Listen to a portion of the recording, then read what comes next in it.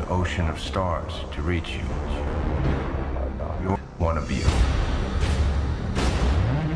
to those of you who in your hands. To Kal-El, or watch this world suffer the consequences. You safe. We will kill 1 million more.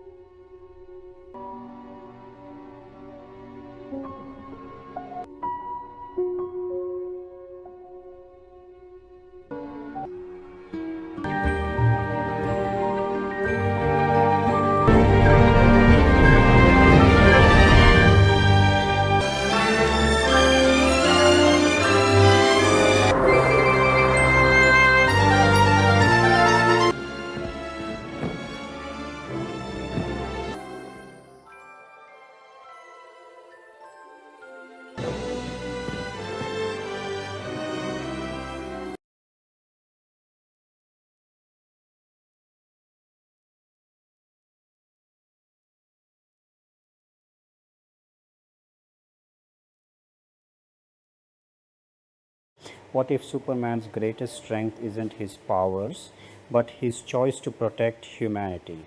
Bevom, join SONU HUB as we review Man of Steel 2013 and uncover some amazing facts you may have missed. From Krypton to Metropolis, let's explore the story, action, and secrets behind Superman's epic reboot. Man of Steel is a 2013 superhero movie based on the DC Comics character Superman. The movie was directed by Zack Snyder and written by David S. Goyer, who worked on the story with producer Christopher Nolan. It was the first movie in the DC Extended Universe, also known as the DCEU, and it also served as a fresh reboot of the Superman movie series. The film tells Superman's origin story and shows how he became the hero we know today. Henry Cavill plays Superman with Amy Adams, Michael Shannon, Kevin Costner, Diane Lane, Lawrence Fishburne, and Russell Crowe also starring in the movie. The story follows Clark Kent as he discovers that he is actually a superpowered alien from the planet Krypton. After learning the truth about where he came from and realizing what he is capable of, Clark takes on the identity of Superman and decides to protect humanity. He eventually has to face General Zod, a powerful enemy from his home planet, and make a huge choice to stop him from destroying Earth and wiping out humanity. The development of Man of Steel started back in 2008 when Warner Bros. Pictures began hearing ideas from comic book writers, screenwriters, and directors. The studio wanted to give the Superman franchise a fresh start and reboot the character for a new generation. In 2009, a court ruling had a major impact on the rights to Superman's origin story and the copyright connected to Jerry Siegel's work. The ruling said that Warner Brothers did not have to pay the families additional royalties from earlier Superman movies. However, there was an important condition.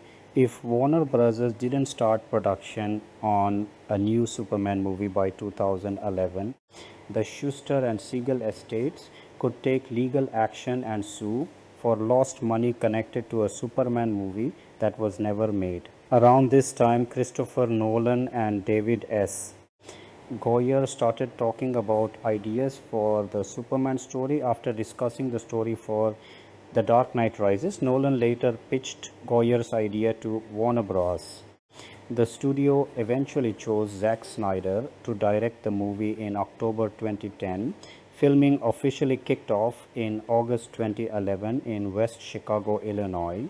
Production later moved to Vancouver and Plano, Illinois, where the rest of the movie was filmed. Man of Steel had its big premiere at Alice Tully Hall in New York City on June 10, 2013. Warner Brothers Pictures then released the movie in theaters across the United States. On June 14, 2013, the movie got mixed reactions from critics. Some critics liked the movie's serious tone, visuals, action, and performances, while others had issues with the story and certain creative choices. Even with the mixed reviews, the movie was a solid box office success. It made around $670 million worldwide, with a reported production budget of about $225 million to $258 million. This made Man of Steel the ninth highest grossing movie of 2013. The movie also helped set up a bigger connected universe of DC superhero films.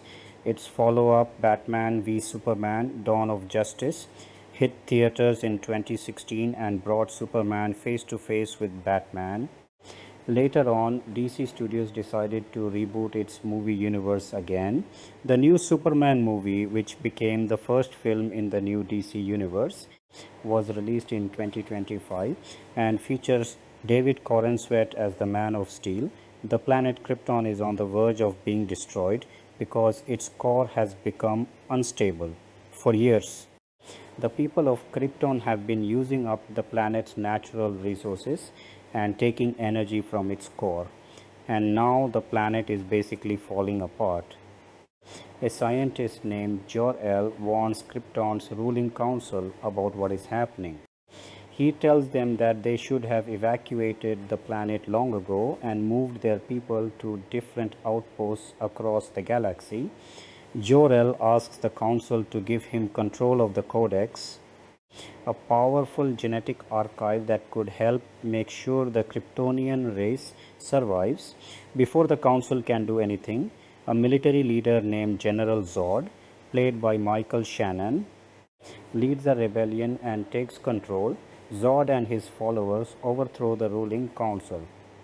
Zod wants Jor-El to join him and help eliminate the bloodlines that he believes are responsible for Krypton's downfall, but Jor-El refuses to go along with Zod's plan. He doesn't believe Zod should have the power to play God and decide which Kryptonian bloodlines deserve to survive. Jor-El manages to escape from Zod, steals the Codex from its storage inside the Genesis chamber, and makes his way back home. Jor-El, played by Russell Crowe, and his wife Lara, played by Ayelet Zurer, make a huge decision. They send their newborn son Kal-El to Earth in a spacecraft. Before launching him into space, they use the Codex to genetically encode the future of the Kryptonian race into their son's cells. Kal-El is the first naturally born Kryptonian in hundreds of years. Lara had already discovered that Earth was a perfect planet for their son because it orbits a yellow sun.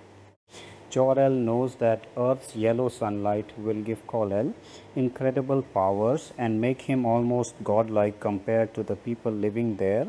After General Zod murders Jor-El, Zod and his followers are captured by the remaining Kryptonian government forces. They are sentenced to punishment in the Phantom Zone for 300 cycles, which is basically the Kryptonian equivalent of a death sentence. However, Krypton eventually explodes, and the destruction of the planet causes Zod and his followers to be freed from the Phantom Zone. The baby Kal-El reaches Earth and is adopted by Jonathan Kent, played by Kevin Costner, and Martha Kent, played by Diane Lane. They name him Clark. As Clark grows up, he discovers that his Kryptonian body reacts differently to Earth's yellow sun. The combination of his Kryptonian biology and the yellow sunlight gives him incredible superhuman abilities. At first, Clark has a hard time dealing with these powers. His senses become extremely powerful and he struggles to understand what is happening to him.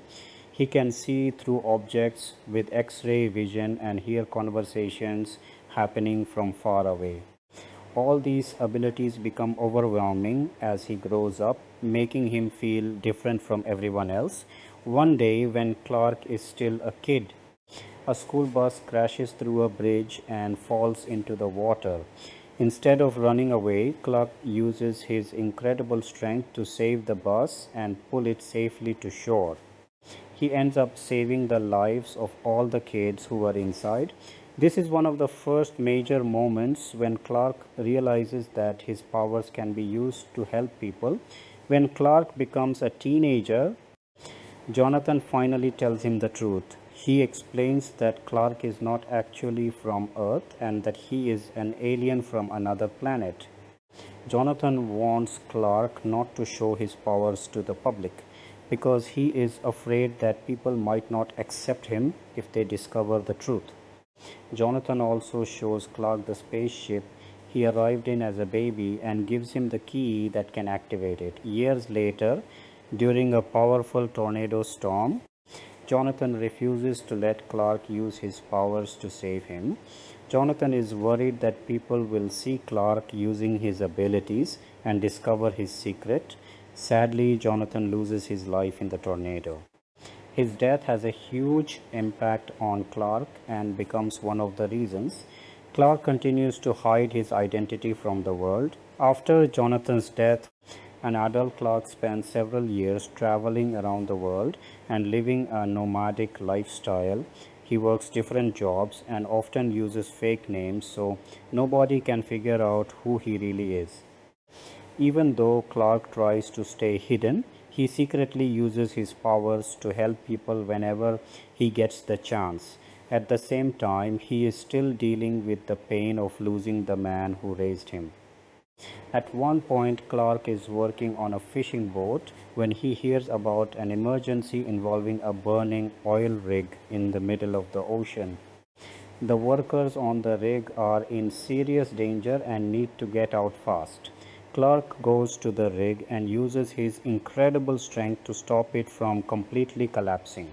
He holds the structure together long enough for the workers to escape safely by helicopter. After saving everyone, Clark disappears before anyone can figure out who he really is. Later, Clark is sitting at a bar when he hears about a military expedition in the Arctic. The military has discovered what appears to be an alien spaceship buried under the ice.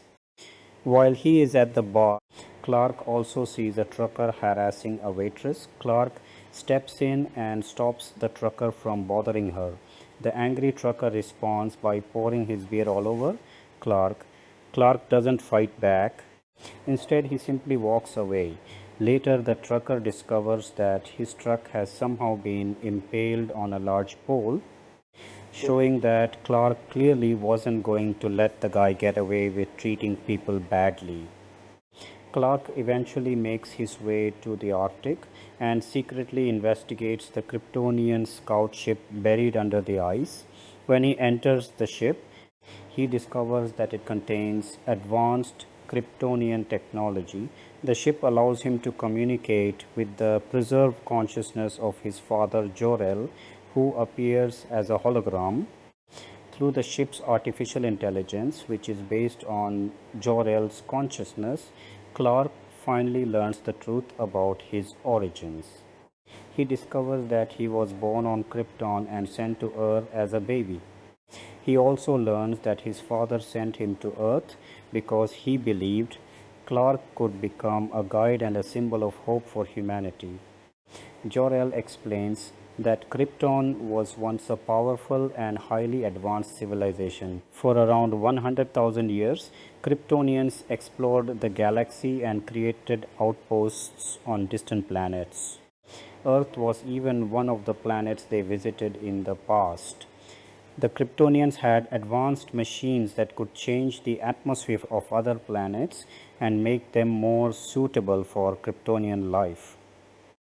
According to Jor-El, Krypton's downfall began when the civilization introduced artificial population control. Instead of allowing people to naturally have children, Kryptonians started creating citizens through genetic engineering and controlling which bloodlines would continue. Eventually, the Kryptonians used up the natural resources of their planet, causing their distant outposts to be abandoned. The constant exploitation of Krypton's resources eventually caused the planet's core to become unstable. Jor-El explains that this crisis is what pushed General Zod to attempt his military coup.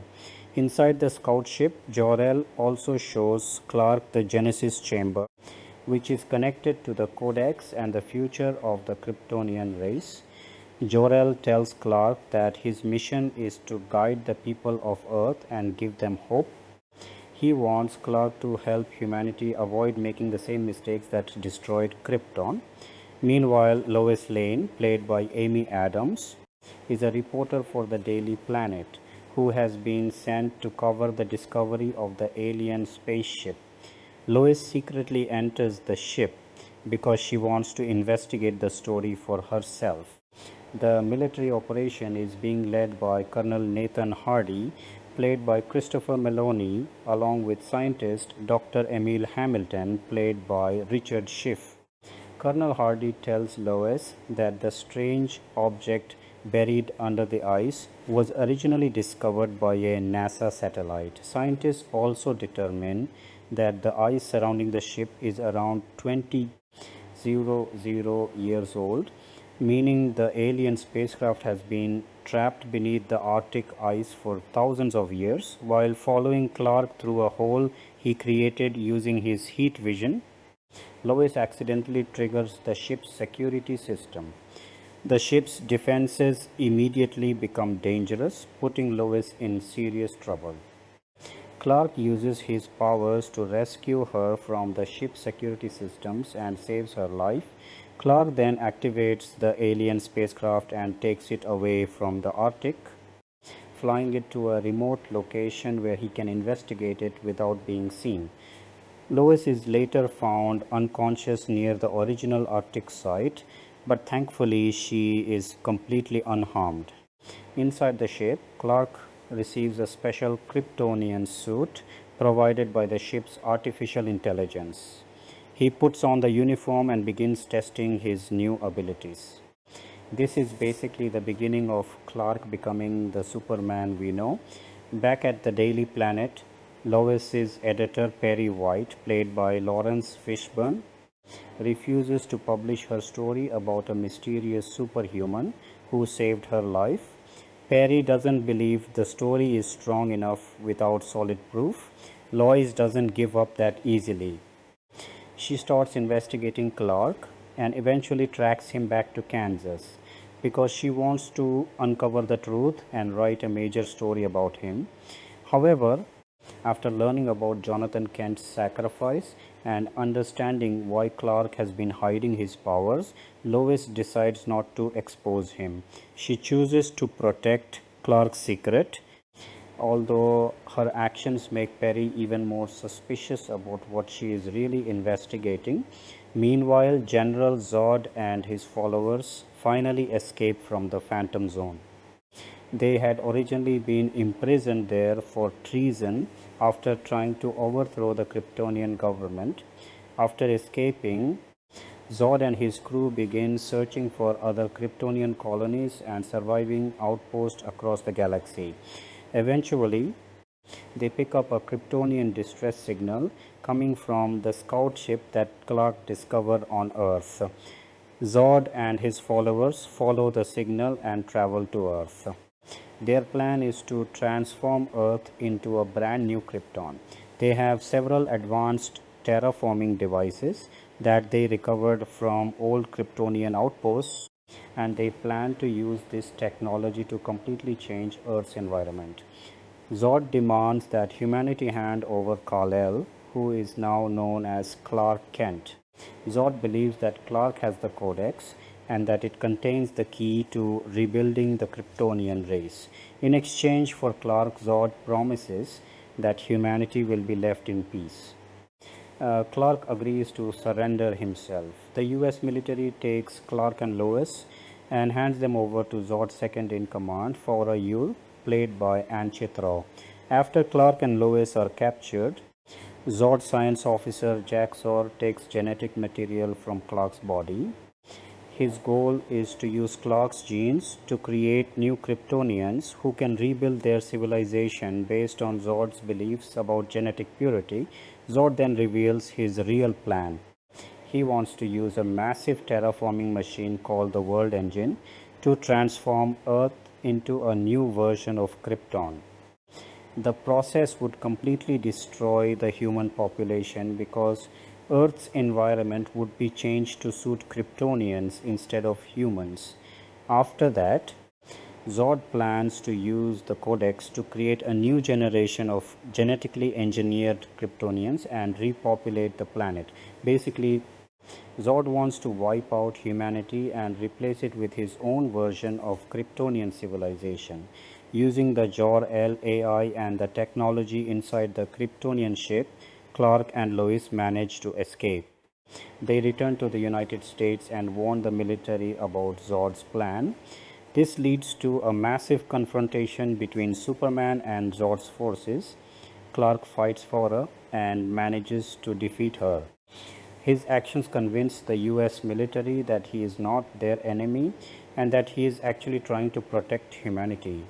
At the same time, Zod activates the World Engine and begins the terraforming process in Metropolis and over the Indian Ocean. Clark, who is now officially becoming known as Superman, races to stop the World Engine in the Indian Ocean. He manages to destroy the machine and stop the terraforming process. He also destroys the Kryptonian ship carrying the Genesis chamber, which is the technology needed to use the Codex and bring the Kryptonian race back to life. The US military uses the spacecraft that originally brought Clark to Earth in an aerial attack against Zod's main ship over Metropolis. The attack successfully destroys Zod's ship and sends his remaining crew back into the Phantom Zone. With the World Engine destroyed and his army defeated, Zod's entire plan is basically falling apart. However, Zod is still alive. With the Kryptonian ship destroyed and the last chance of rebuilding Krypton almost completely gone, Zod becomes furious. He blames Superman and humanity for the destruction of his people and vows to destroy Earth and everyone living on it. Zod and Superman then face off in an intense battle that tears through the streets and skies of Metropolis. The fight becomes more and more dangerous as the two powerful Kryptonians battle each other across the city. Eventually, Zod tries to kill innocent civilians as an act of revenge against Superman. Superman realizes that Zod will never stop and that innocent people will continue to die if the fight goes on. With no other choice, Superman makes an extremely difficult decision and kills Zod to save the people around him. Sometime later, Superman slowly begins earning the trust of the US government. However, he still keeps his true identity hidden and avoids their attempts to figure out who he really is. Clark realizes that he needs a normal identity that will allow him to get close to dangerous situations without making people suspicious. So, he decides to create an alias that will give him access to stories, emergencies, and places where he can help people without revealing that he is Superman. Eventually, Clark gets a job as a reporter at the Daily Planet. This gives him the perfect cover. He can live a normal life as Clark Kent while secretly protecting the world as Superman. Henry Cavill as Kal-El Clark Kent Supermom. The selection of Henry Cavill to portray Superman in Man of Steel marked a pivotal moment in the character's cinematic history. Cavill, a British actor born in Jersey, became the first non-American to play the iconic role in a major live-action feature. His casting was announced on January 30, 2011 by Warner Brothers Pictures and Legendary Pictures following an extensive search that began shortly after Zack Snyder was attached as director in October 2010. Casting for the film officially commenced the following month. Cavill's path to the role involved prior near misses, that added layers of narrative to his eventual selection. He had been cast in the unproduced Superman flyby project and was among the frontrunners considered for Bryan Singer's Superman Returns 2006, ultimately losing the part to Brandon Routh. These earlier experiences positioned him as a known quantity within the studio's considerations for a reboot that sought to distance itself from previous iterations while honoring the character's core attributes. Multiple actors were seriously evaluated during the search. Tyler Hoechlin, who would later portray Superman in the Arrowverse and Superman and Lois, was considered, as were Matthew Good, Armie Hammer, Jamie Dornan, Joe Manganiello, and Colin O'Donoghue. Manganiello emerged as Snyder's second choice behind Cavill and later appeared as Deathstroke in Justice League. The process emphasized finding an actor capable of embodying both the physical power of the Kryptonian and the emotional isolation of a being raised on Earth with powers far beyond human capacity. Cavill approached the character with a focus on internal conflict. He described Superman as someone dealing with multiple identities, Cavill, Clark Kent, and the public hero, while grappling with profound loneliness. He's alone, and there's no one like him, Cavill noted, highlighting the fear and uncertainty of not fully knowing one's origins or limits. This interpretation aligned with Snyder's vision of a more grounded, realistic Superman navigating moral and existential questions rather than purely triumphant heroism. Physical preparation formed a significant component of Cavill's commitment. He reported consuming nearly 5,000 calories daily, training for more than 2 hours each day, and focusing heavily on protein intake to build the necessary muscle mass. This regimen reflected the production's demand for a credible on-screen presence capable of conveying superhuman strength without relying solely on visual effects. Cavill drew inspiration from specific comic storylines including The Death of Superman, The Return of Superman, Superman, Red Son, and Superman, Batman, The Search for Kryptonite, aiming to root his performance in source material rather than prior film portrayals. Younger version of Clark Kent required separate casting. Cooper Timberline portrayed the 9-year-old Clark, while Dylan Sprayberry played the 13-year-old version. These choices ensured continuity in the character's developmental arc, from early struggles with emerging powers to the more defined identity of adolescence under the guidance of the Kents. The decision to cast Cavill signaled a deliberate shift toward an actor whose relative lack of major leading man fame at the time allowed audiences to project the character onto him more readily. His British background and prior work in films such as Immortals and television roles contributed to a sense of fresh interpretation, free from the immediate associations of earlier Superman actors. Amy Adams as Lois Lane. Amy Adams' casting as Lois Lane was confirmed in March 2011, following a comprehensive search that Snyder described as a big giant search.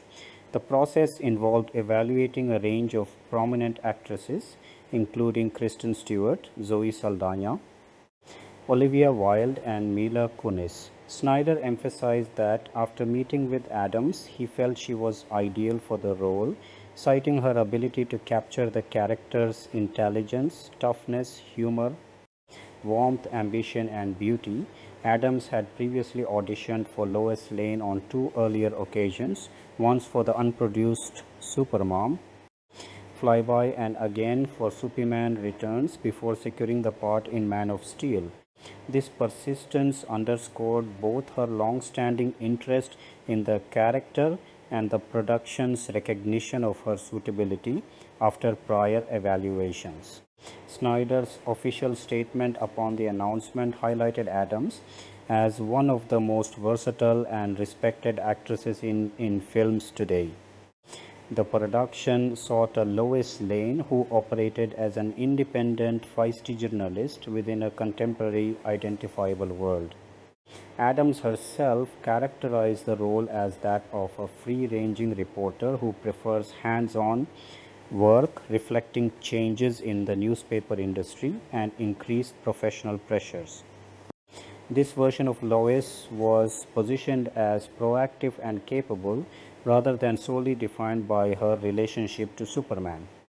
Aligning with the film's broader emphasis on realistic human dynamics amid extraordinary events, Adams's established career, marked by critically acclaimed performances in films that showcased range and emotional depth, provided a foundation for portraying a character who serves as both investigator and emotional anchor. Her selection reinforced the production's preference for actors capable of grounding the fantastical elements in authentic human responses. Michael Shannon as General Zod. Michael Shannon was cast as General Zod, the primary antagonist and a Kryptonian military leader determined to reshape Earth into a new Krypton.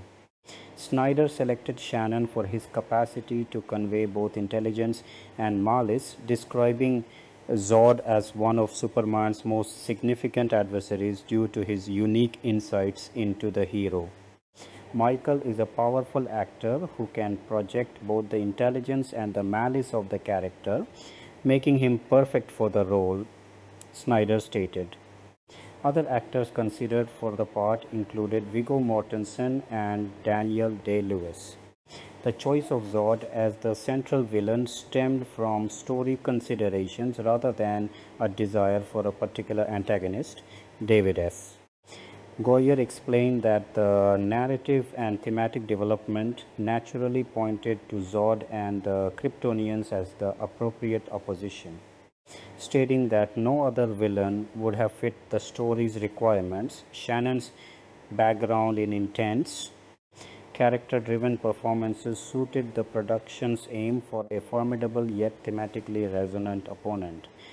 Zod's arc, involving genetic purity, survival of the Kryptonian race, and confrontation with Superman's dual heritage, demanded an actor capable of delivering ideological conviction alongside physical threat. Shannon's casting contributed to the film's exploration of conflicting visions of destiny and protection. Diane Lane as Martha Kent and Kevin Costner as Jonathan Kent. Diane Lane was the first actor cast after Cavill taking on the role of Martha Kent, Clark's adoptive mother. Snyder underscored the importance of this casting, noting that Martha's values shape the man who becomes Superman. We are thrilled to have Diane in the role because she can convey the wisdom and the wonder of a woman whose son has powers beyond her imagination, he said. Lane's selection established an early tonal marker for the film's approach to the Kent family as grounded, serious figures rather than idealized archetypes. Kevin Costner joined as Jonathan Kent. Clark's adoptive father. Snyder explained the dual casting of Lane and Costner as driven by a desire for realism and seriousness of tone. The presence of these established actors signaled that the production prioritized authentic dramatic rendering of family dynamics and moral guidance regardless of the scale of action sequences. Costner's involvement, however, came with personal reservations. After accepting the role, he expressed disappointment upon reading the script, reflecting the challenges of balancing character expectations with the specific narrative choices of the reboot. Prior considerations for Jonathan Kent reportedly included Dennis Quaid, Bruce Greenwood, Michael Biehn, and Kurt Russell, indicating a search for actors who could embody rural Midwestern integrity and quiet strength. The final pairing of Lane and Costner provided a visual and emotional foundation for Clark's human upbringing, emphasizing themes of restraint, sacrifice, and the transmission of values across the divide between ordinary life and extraordinary power. Lawrence Fishburne as Perry White. Fishburne was cast as Perry White, editor-in-chief of the Daily Planet and Lois Lane's boss. Fishburne became the first African American actor to portray the character in a live action film, expanding the representation of the newsroom environment. He drew inspiration for the role from the late Ed Bradley, the longtime 60 Minutes correspondent, describing Bradley as a friend, mentor, and role model who walked with kings, but he had the common touch. This casting choice contributed to a more contemporary depiction of the Daily Planet staff while maintaining the character's authoritative presence. Fishburne's established gravitas supported the film's portrayal of journalism as a serious profession operating within a world confronted by unprecedented events. Anchet Roy as Farah Yul. Anchet Roy portrayed Farah Yul, General Zod's sub-commander and a devoted Kryptonian warrior. Gal Gadot was offered the role but declined due to pregnancy, a decision that later allowed her to be cast as Wonder Woman in subsequent films. Other actresses considered included Alice Eve, Diane Kruger, and Rosamund Pike. Trow described the character as a bred warrior from whom fear had been eliminated as a chemical reaction. She's a one-track mind, there's no filter, there's no double meaning. She gets orders and she answers those orders without a question, Trow explained. This interpretation emphasized Farah's single-minded loyalty and efficiency, providing a contrasting female presence within the Kryptonian military hierarchy and amplifying the threat posed by Zod's forces. Ayelet Zurer as Lara Lorvan. Ayelet Zurer was cast as Lara Lorvan, Kal-El's biological mother. Julia Ormond had previously been announced for the role but dropped out. Connie Nielsen had been in negotiations before Zurer's selection. Nielsen later portrayed Queen Hippolyta in Wonder Woman. Zurer's performance focused on the maternal sacrifice and loyalty to Jor-El amid Krypton's collapse. The casting process for Lara reflected the production's attention to the emotional weight of the Kryptonian parents' decision to send their son to Earth, establishing the foundational laws that shapes Superman's dual identity. Russell Crowe as Jor-El. Russell Crowe took on the role of Jor-El, the Kryptonian scientist and Kal-El's biological father. Sean Penn and Clive Owen were also considered. Crowe connected the character to his own experiences of fatherhood, noting that the script's central question of what a parent does to protect a child resonated personally. He prepared extensively, spending 3.5 to 4 months on the production before filming his scenes and adapted to the physical demands of the costume.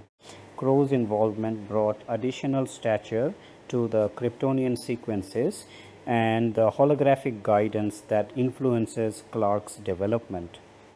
The casting reinforced the film's emphasis on parental figures, both biological and adoptive, as central to Superman's formation.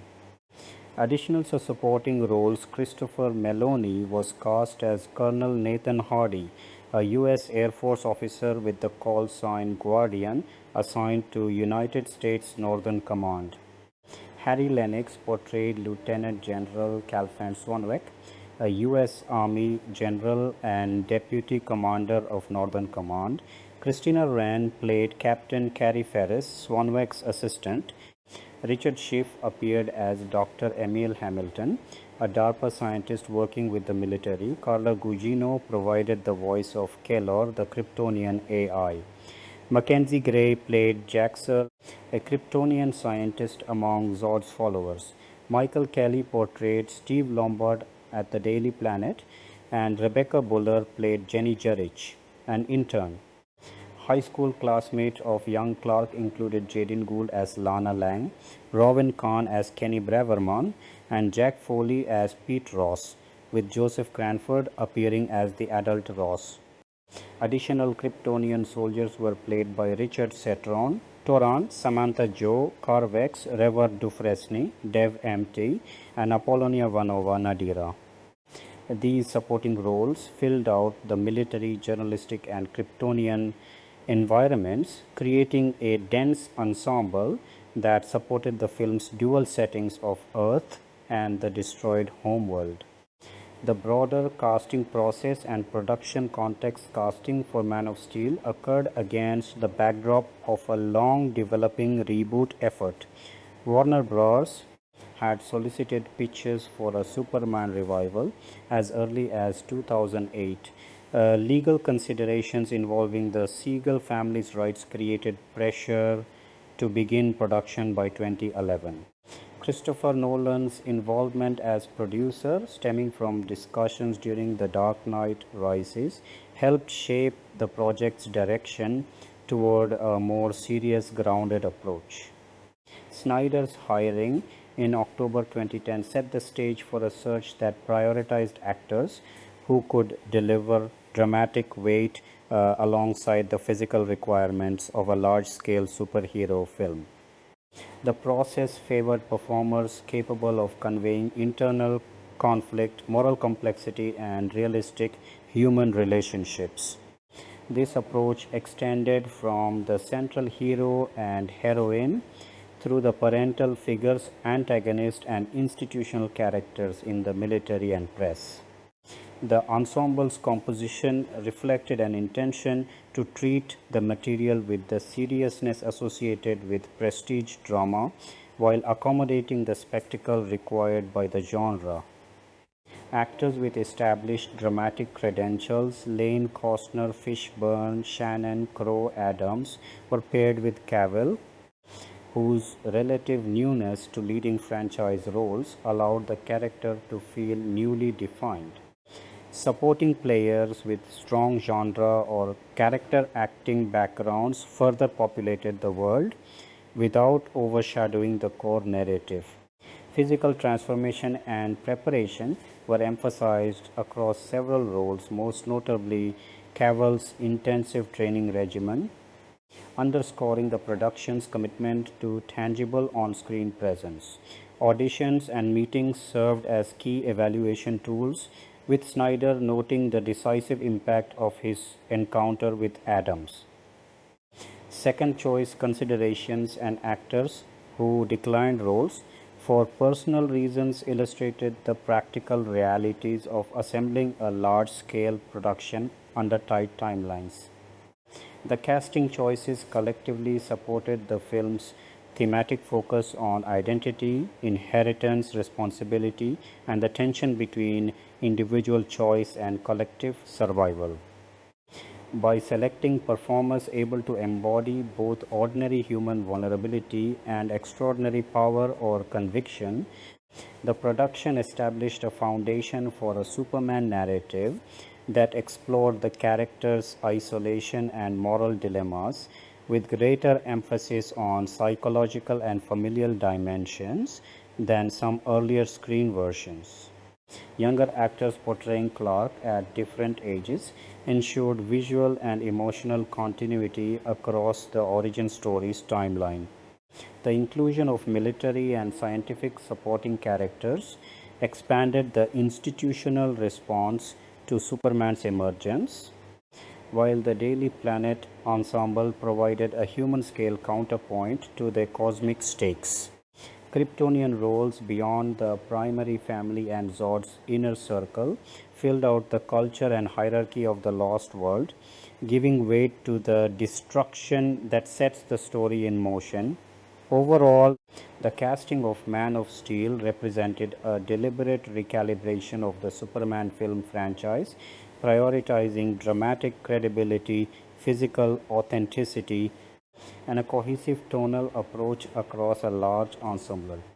Each major selection carried specific justifications tied to the character's function within the narrative and the production's broader stylistic goals. resulting in a cast that balanced star power, acting range, and suitability for both intimate and large-scale sequences. Man of Steel 2013 production, release, and reception, production, development, and pre-production. From the road to Man of Steel began years before Zack Snyder ever stepped onto a soundstage. Rooted in Warner Brothers, long struggled to figure out what to do with its most valuable and most difficult character. The studio's reboot efforts were unfolding against a rapidly shifting backdrop for the superhero genre as a whole. Christopher Nolan's Batman Begins and later The Dark Knight had reset audience and industry expectations for what a comic book adaptation could look and feel like, favoring psychological grounding and real world texture over the brighter, more overtly fantastical tone of earlier franchise entries, while rival studios were simultaneously beginning to experiment with interconnected multi film universes built around shared characters. That environment gave Warner Bros. Added incentive to find a version of Superman that could feel just as serious and immersive as the studio's own Batman films, rather than simply repeating the tone of earlier Superman pictures. In June 2008, the studio opened the floor to a wide range of comic book writers, screenwriters, and directors, asking them to pitch ideas for rebooting the Superman film series. Among the writers who threw their hats in the ring were Grant Morrison, Mark Waid, Jeff Johns, and Brad Meltzer, each bringing a different philosophy about how to handle a character who at that point had not had a truly successful theatrical outing since the 1980s. Morrison's outlook was refreshingly casual. He suggested the studio simply treat 2006 Superman Returns the way Marvel and Universal had treated Ang Lee's Hulk 2 years earlier, as a stumble to move past rather than dwell on. Wade made a similar case, pointing to how quickly audiences had accepted a fresh take on the Hulk in The Incredible Hulk as proof that moviegoers were willing to forgive a franchise and let it start over. The pitches varied wildly in ambition. Morrison's take echoed the tone of his own celebrated comic run All-Star Superman, while Wade's approach mirrored his own origin-focused series Superman Birthright. The most audacious pitch, however, came from writer Mark Miller, working alongside director Matthew Vaughn. The pair envisioned an 8-hour trilogy, with each film released a year apart in the style of Peter Jackson's The Lord of the Rings.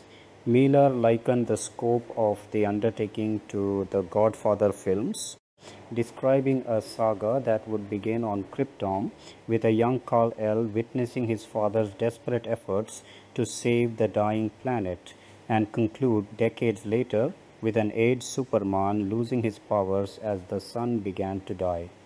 According to Muller, Vaughn even had a specific actor in mind for an early, more human version of the character, Charlie Cox, his star from Stardust, envisioned as a Golden Age-inspired Superman who was, in Miller's words, more of an ordinary person before growing into the icon.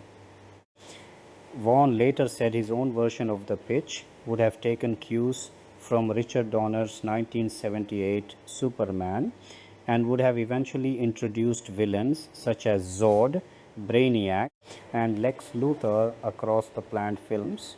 2 months after the pitch sessions, in August 2008, Warner Brothers signaled a significant shift. What had been planned as a direct sequel to Superman Returns, tentatively subtitled Man of Steel and set to be directed by Bryan Singer, would instead become a full reboot of the franchise.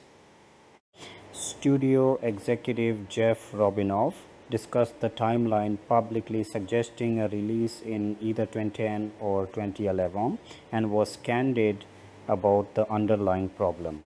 Superman Returns simply hadn't delivered the version of the character audiences wanted, and the studio needed to reposition Superman as his own entity independent of any crossover with Batman. Around the same time, DC Comics president Paul Levitz offered his own theory about what was really holding up the reboot.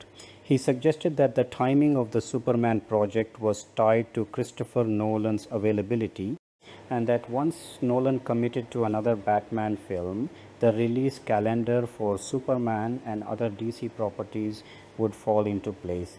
In February 2009, director Emeki, who had previously been attached to an earlier abandoned Superman project called Supermom, Flyby expressed renewed interest in returning to the franchise, though nothing ultimately came of it.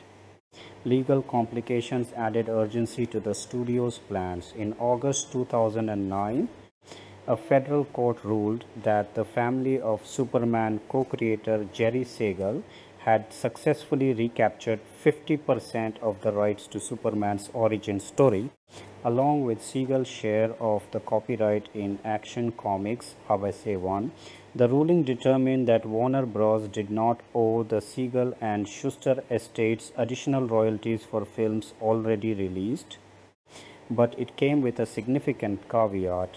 If the studio failed to begin production on a new Superman film by 2011, the estates would be entitled to sue for lost revenue tied to an unproduced project. That deadline effectively forced Warner Brothers' hand and gave the reboot a hard, unavoidable timeline. The creative breakthrough that would actually shape the finished film came out of an unrelated project. During story discussions for The Dark Knight Rises in 2008, screenwriter David S. Goyer described to Christopher Nolan his concept for presenting Superman in a modern, grounded context. Nolan was struck by the idea and, recognizing its potential, brought the concept directly to the studio. Given the enormous critical and commercial success of The Dark Knight, Warner Brothers moved quickly to formalize the arrangement, bringing Nolan on as a producer and Goyer on as screenwriter.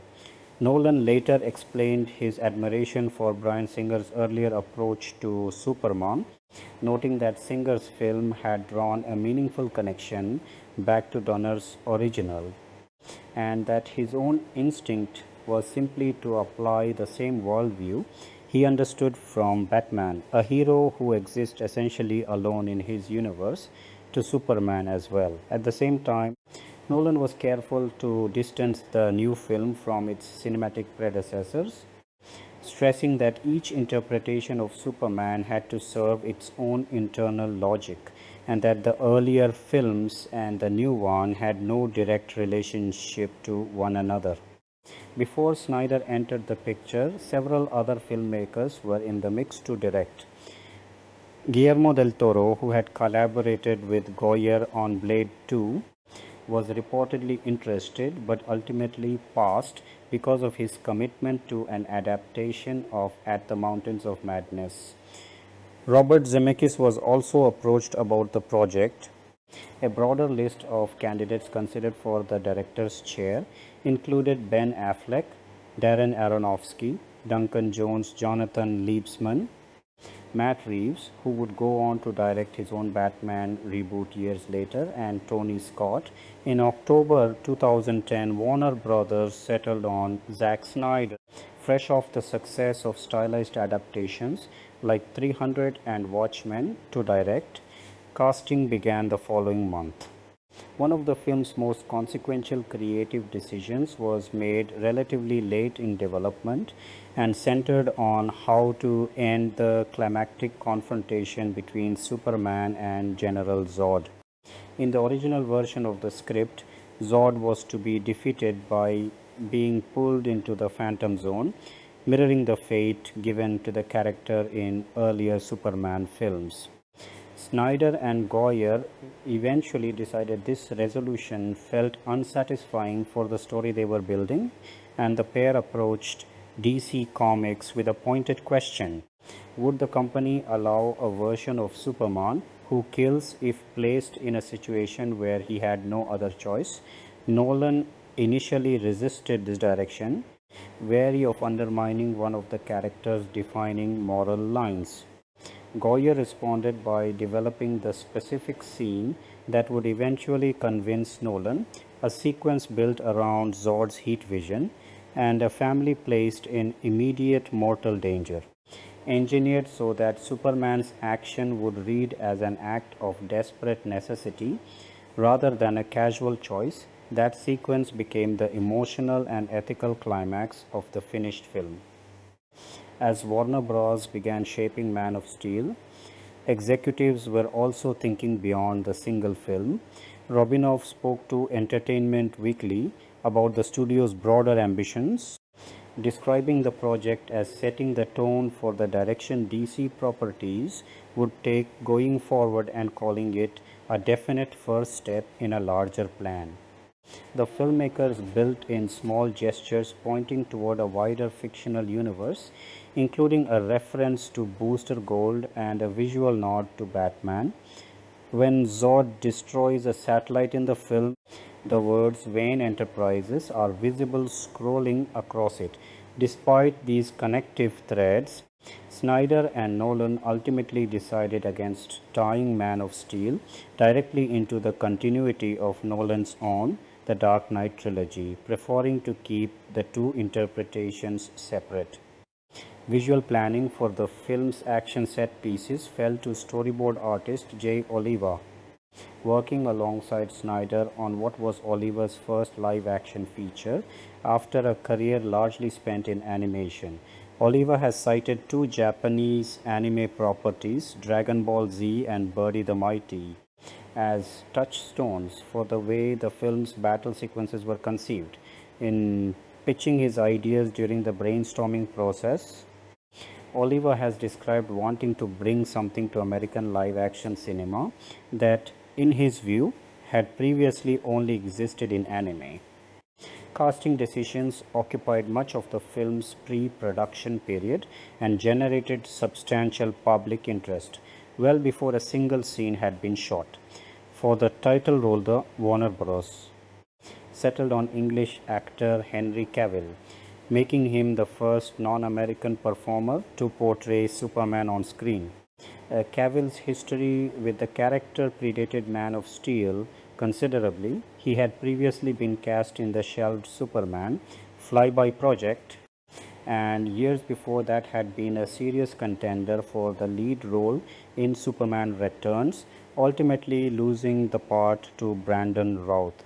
Speaking about his approach to the character, Cavill emphasized the psychological weight of living with two identities, the birth name Kal-El and the adopted persona of Clark Kent, describing the character's isolation and the fundamental uncertainty of not fully knowing where one belongs.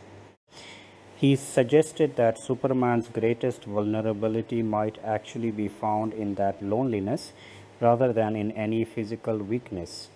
To physically transform for the role, Cavill described consuming close to 5,000 calories daily and training for more than 2 hours each day while loading up on protein to build muscle mass. Other actors who were considered for the role at various points included Tyler Hoechlin, who would later play a version of Clark Kent in the Arrowverse and in Superman and Lois, Matthew Good, Armie Hammer Jamie Dornan, Joe Manganiello, who would later join the DC film universe as Deathstroke, and Colin O'Donoghue. Manganiello was reportedly Snyder's second choice for the role behind Cavill. In shaping his performance, Cavill drew inspiration from 4 specific comic book stories: The Death of Superman, its follow-up The Return of Superman, the alternate history story Superman Red Son, and Superman Batman, The Search for Kryptonite, wanting his interpretation to be grounded directly in the source material rather than in prior films. Younger versions of Clark Kent were played by 2 child actors. Cooper Timberline portrayed Clark at age 9 and Dylan Sprayberry played the character at 13. Opposite Cavill, Amy Adams was cast as Lois Lane, the Daily Planet reporter who becomes Superman's closest ally and romantic partner.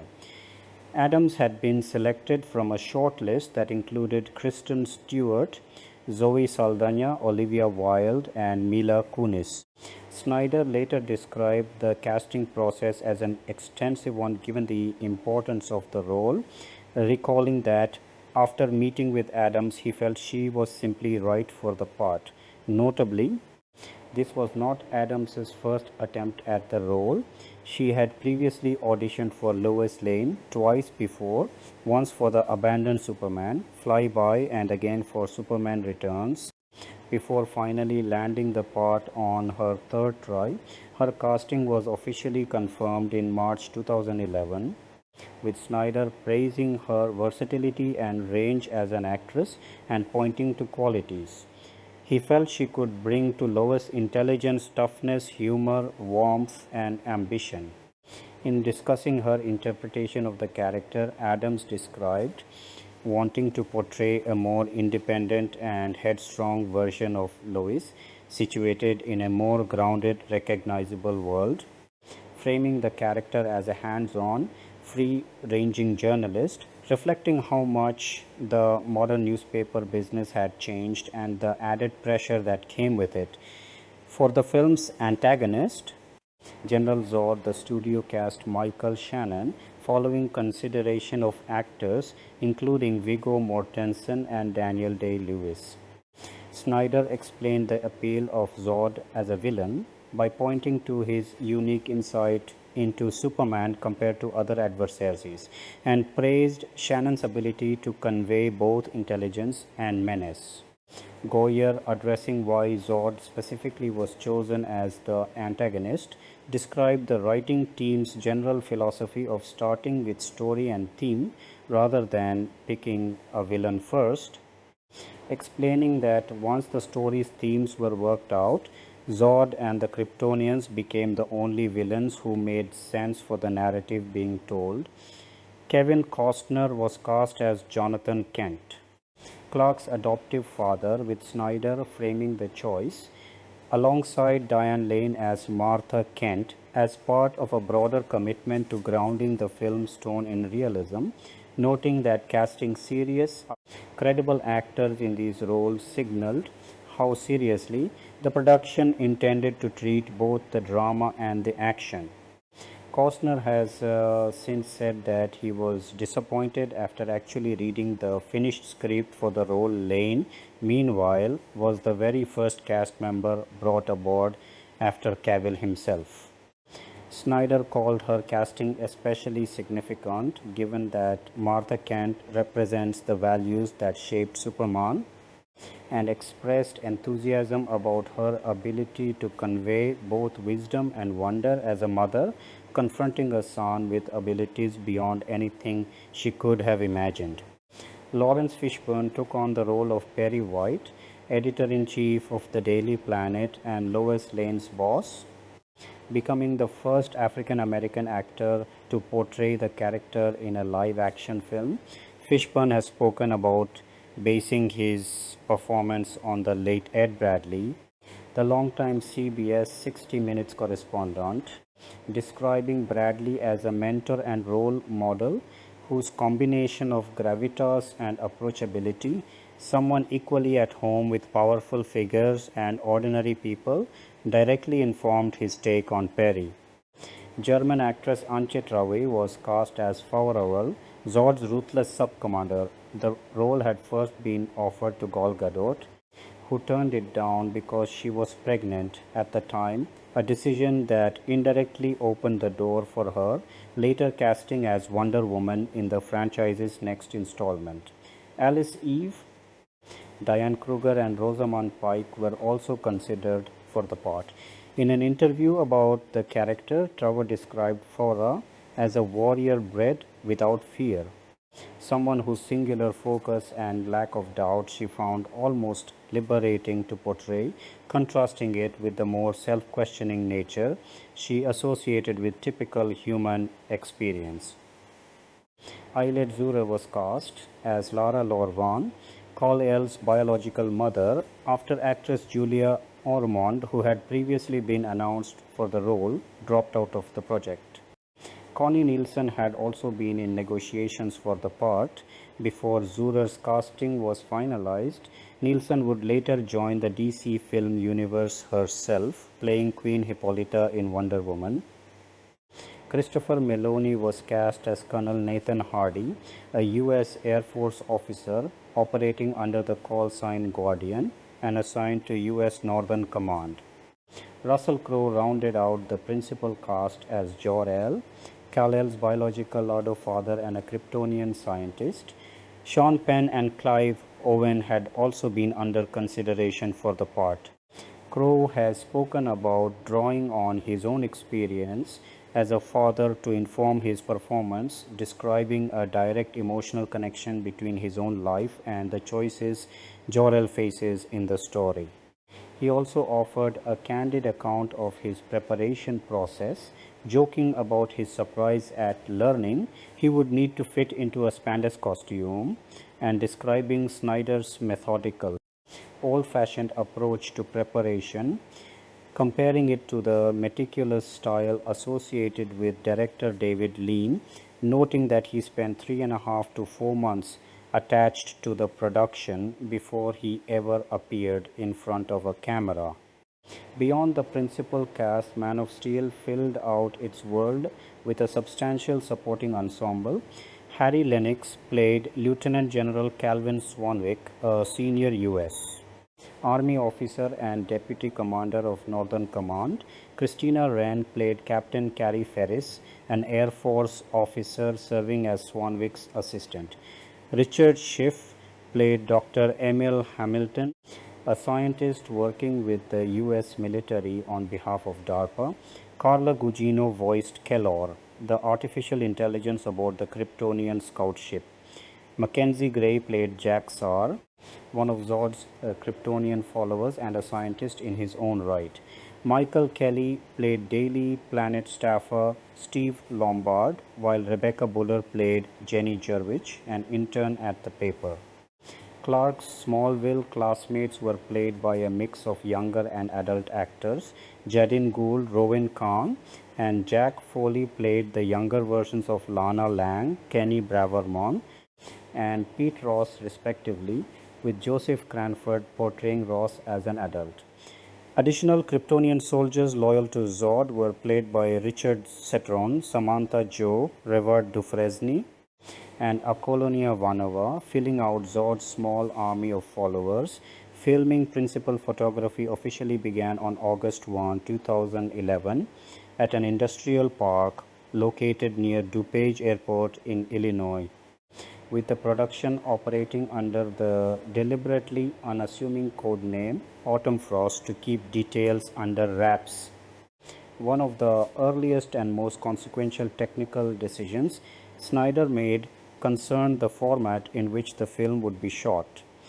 Despite the growing industry trend toward native 3D production, Snyder expressed reluctance about shooting in 3D directly, citing the format's technical limitations at the time. Instead, he chose to film the movie in traditional two-dimensional photography and have it converted into 3D during post-production, a process that ultimately supported a release across 5 formats: Standard 2D, 3D, Reality 3D, IMAX 3D, and 4DX. Snyder also opted to shoot on physical 35mm film rather than digitally, explaining that he felt the format would help the movie feel like a genuinely big-screen theatrical experience.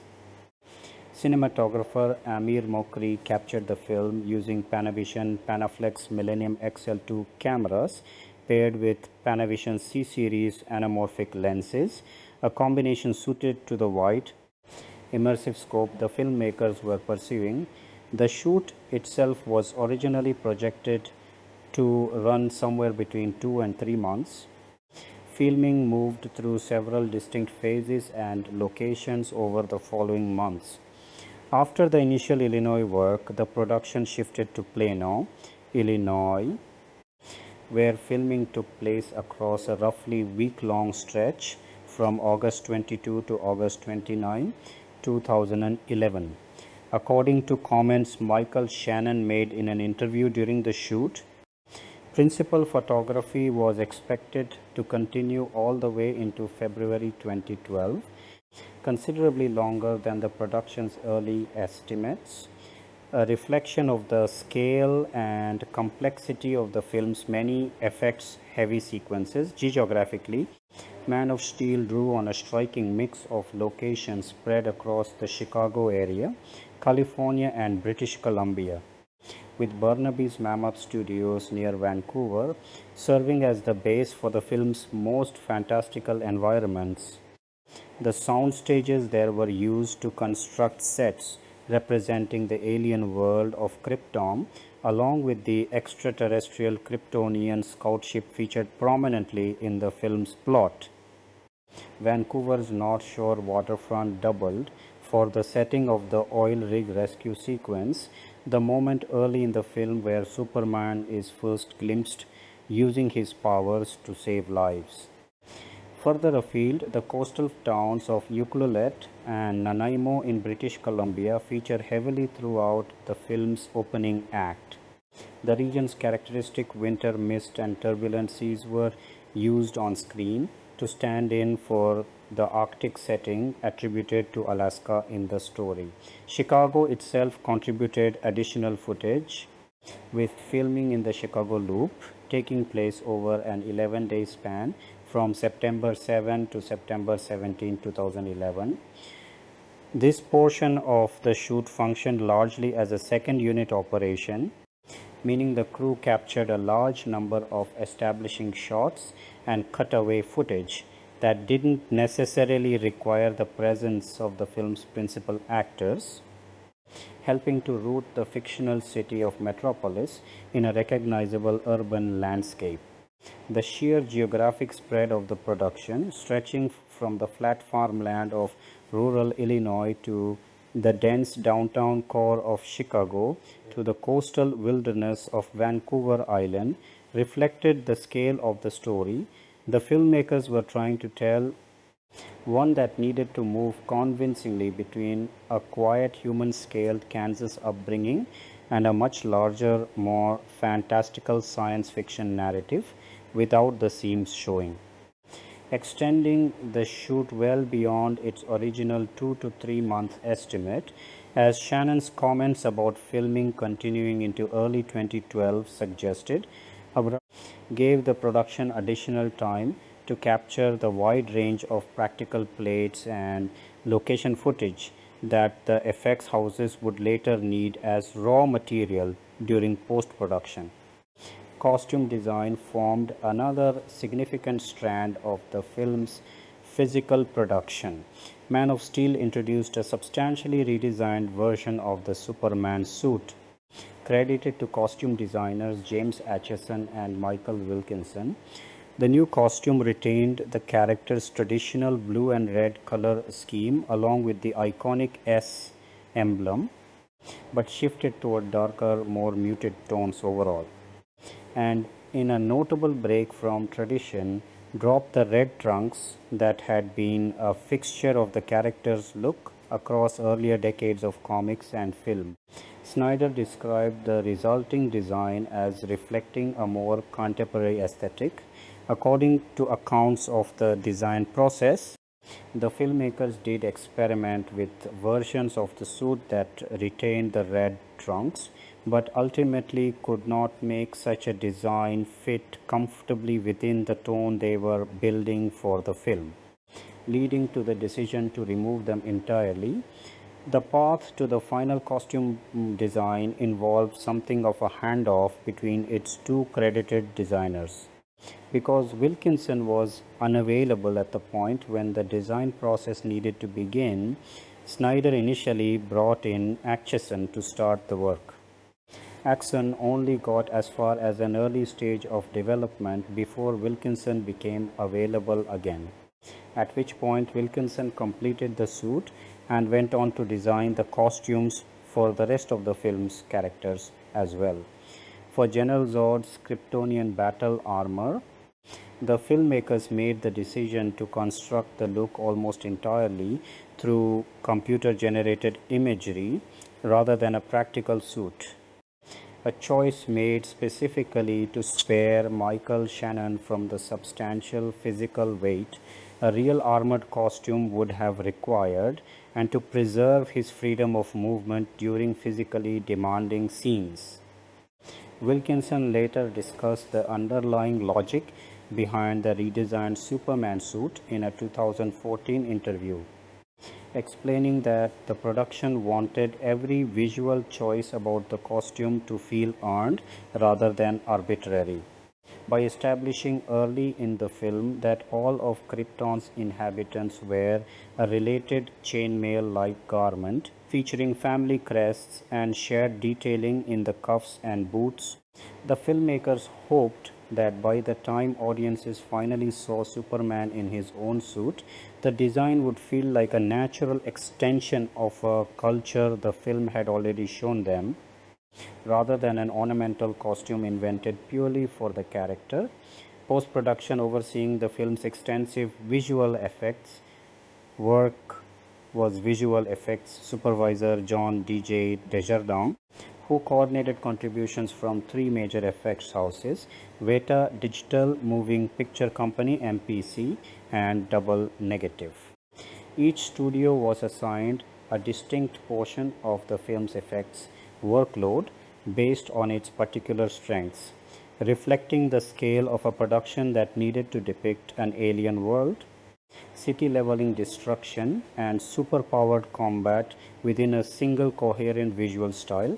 From the outset, Snyder's guiding principle for the effects team was that the film needed to feel grounded and believable, even while depicting overtly fantastical material, so that audiences would be willing to suspend their disbelief.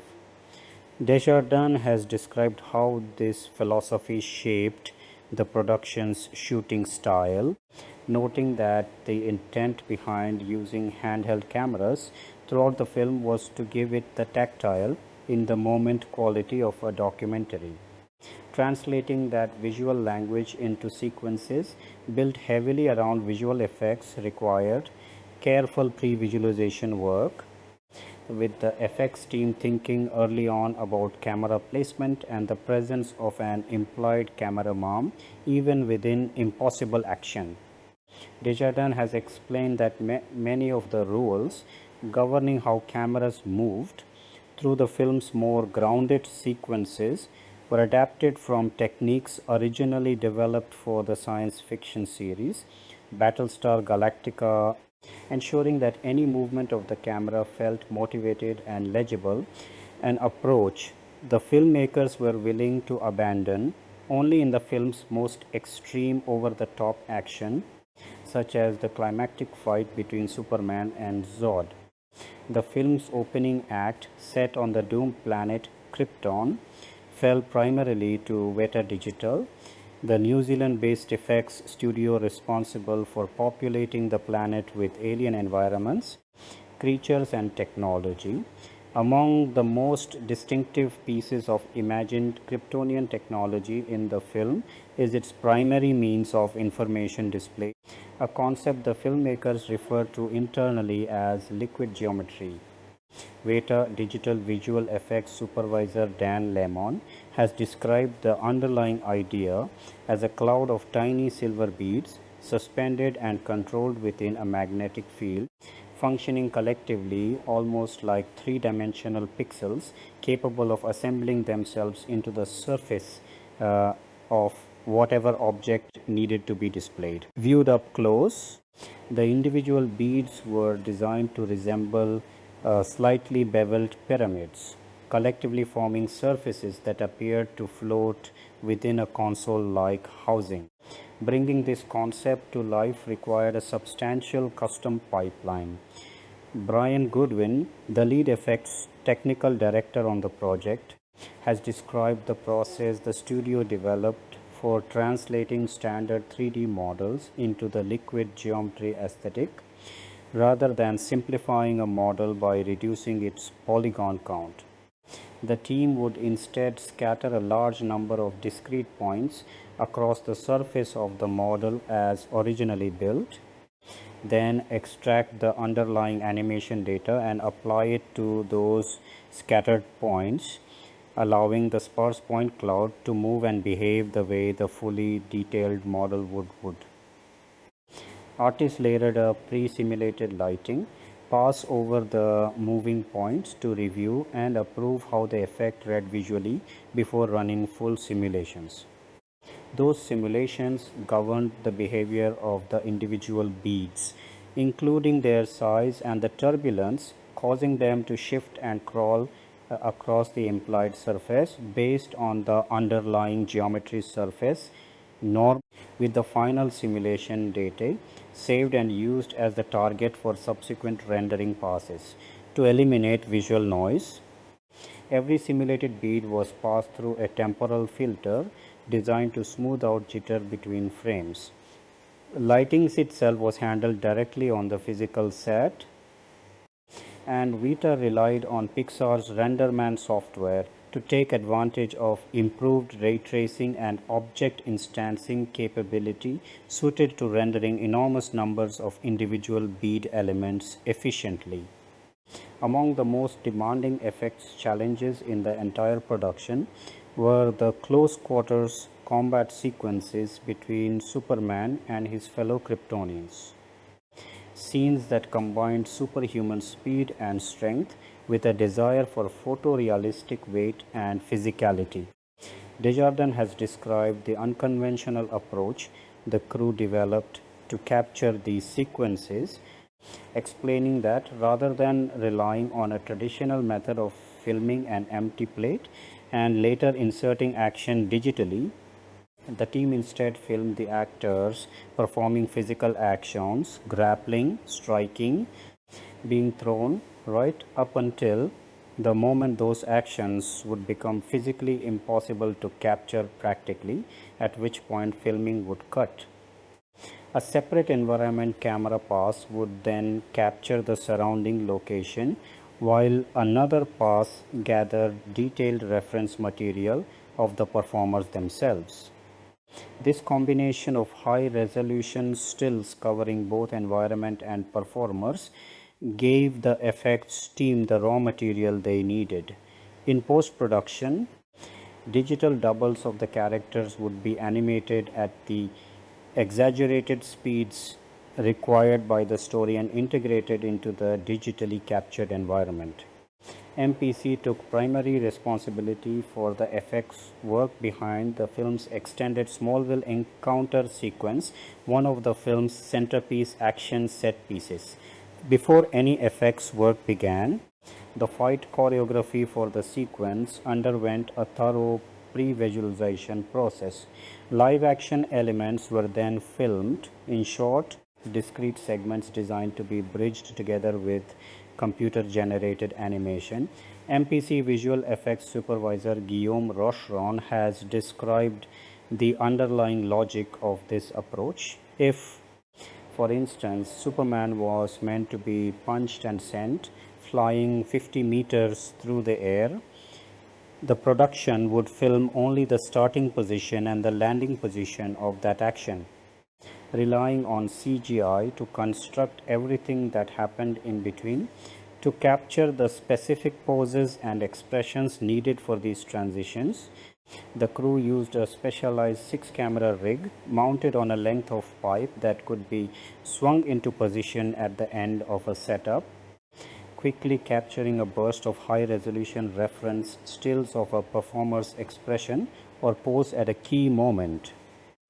Desjardins has explained that these stills were then projected onto the corresponding digital double, allowing the effects artists to achieve highly accurate lighting and color continuity extending directly from material captured on the physical set.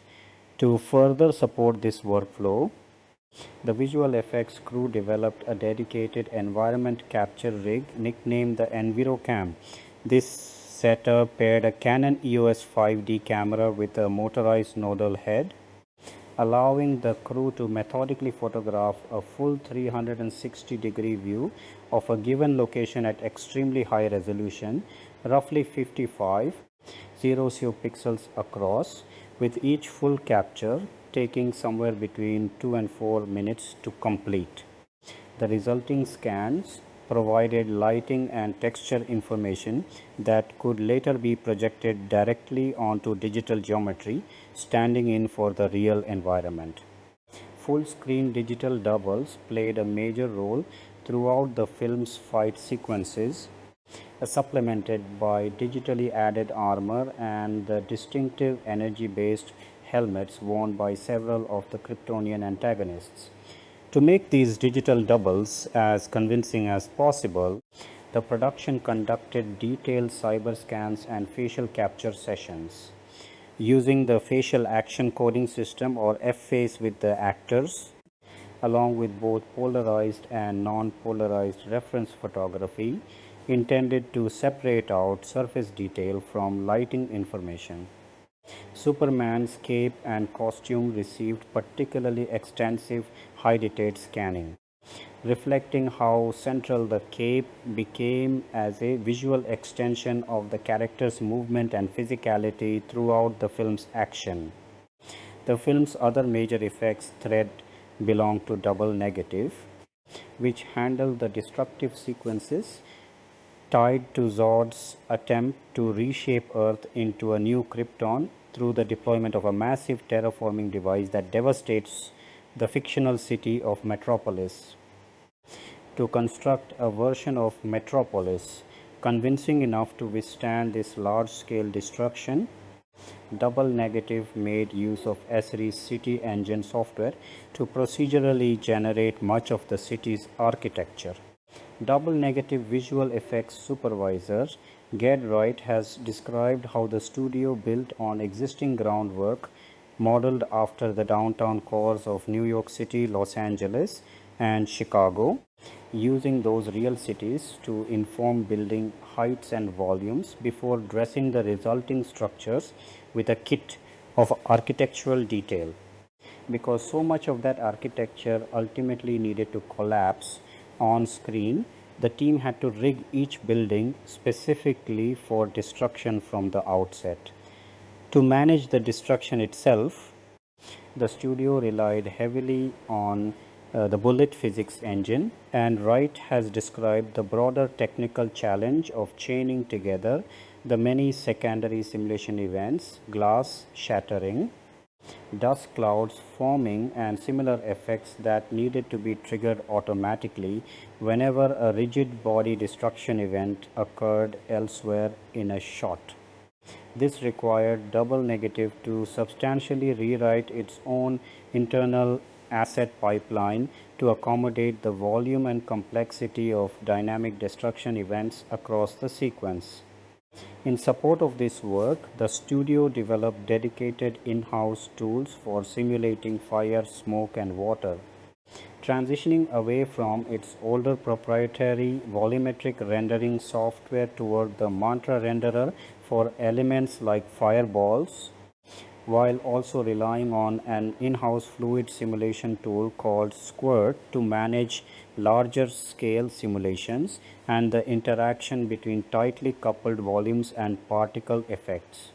For the film's climactic hand-to-hand battle between Superman and Zod, Double Negative extended its digital double work by projecting genuine photography of the actors directly onto the CGI stand-ins used in the sequence, an approach intended to preserve as much of the actors' real performances as possible, even in shots built almost entirely through computer animation.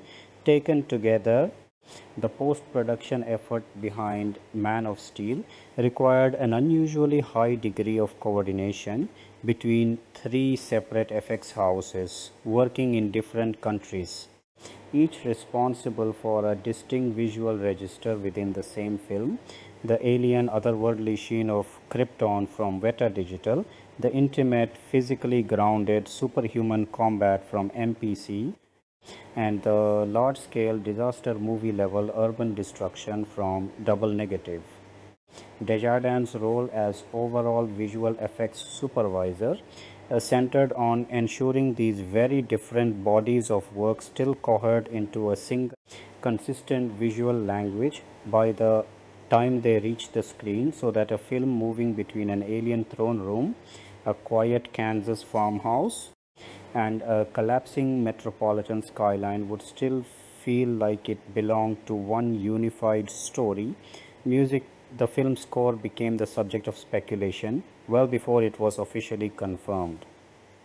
Composer Hans Zimmer initially pushed back on persistent rumors that he had signed on to score the picture, only for Warner Brothers to confirm in June 2012 that Zimmer would, in fact, be composing the music after all. The decision to bring Zimmer aboard came with a deliberate and symbolically significant break from the franchise's musical past.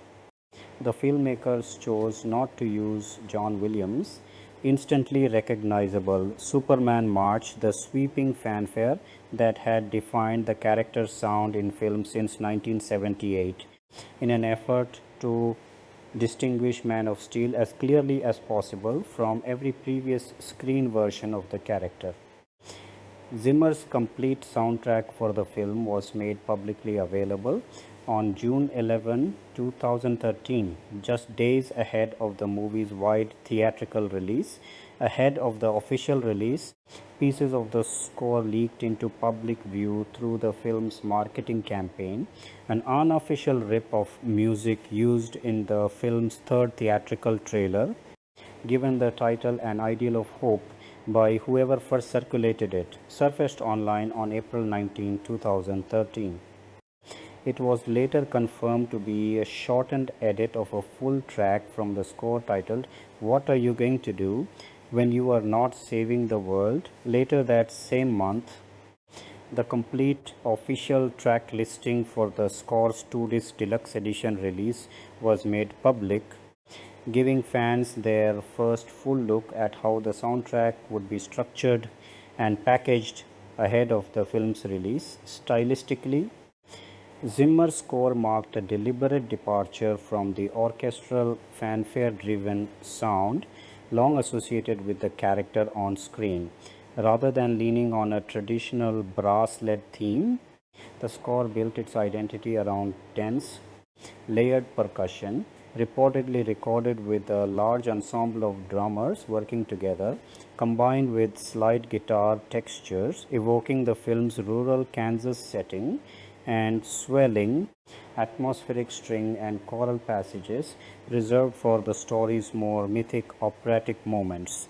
The approach was intended to underline the film's grounded, FX heavy tone rather than recall the more classically heroic sound of earlier Superman scores, a choice that, as noted above, divided critics in much the same way the film's visual style did. Released theatrical Man of Steel received its formal premiere on June 10, 2013, with a red carpet event held at Alice Tully Hall inside New York City's Lincoln Center. The evening drew attendance from the film's principal cast members, marking the culmination of the film's lengthy production process. 4 days later, on June 14, 2013, the film opened wide across the United States, distributed by Warner Brothers Pictures across the full range of formats the production had planned for, including standard 2D and 3D, RealD 3D, IMAX 3D, and 4DX presentations. The June release date was not the film's original target. Man of Steel had initially been slated for a December 2012 release before Warner Brothers opted to push it back to the following summer, a scheduling change made specifically to avoid competing directly against the studio's own big holiday release that year, The Hobbit: An Unexpected Journey, which ultimately opened on December 14, 2012. Shifting the release into the heart of the summer season instead placed Man of Steel squarely among the year's biggest blockbuster releases, a competitive but historically lucrative corridor for tentpole action films. and gave the studio a longer runway to build anticipation through an extended marketing campaign rather than compressing that promotional push into the shorter holiday window.